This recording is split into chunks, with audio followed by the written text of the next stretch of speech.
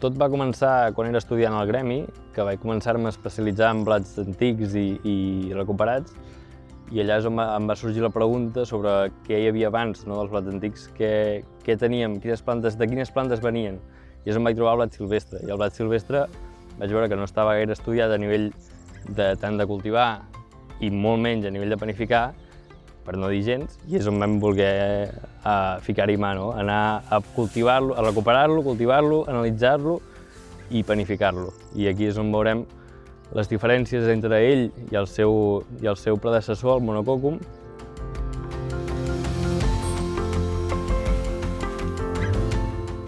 Dels blats antics ja són blats més resistents a la sequera que els blats moderns i alhora tenen menys gluten i més nutrient. Però en el cas del blat silvestre ja ho portem a l'extrem. És un blat que és molt més resistent a la sequera i a sobre ens pot aportar bastant més a nivell nutritiu.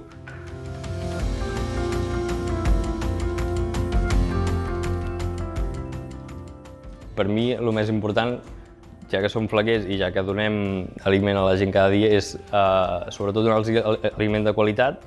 Podem obrir unes noves línies de panificació, encarat a combinar farines de blats antics amb farines de blats silvestres per aviam si podem tenir un suplement nutritiu i així poder-lo introduir a l'aliment del dia a dia de la gent.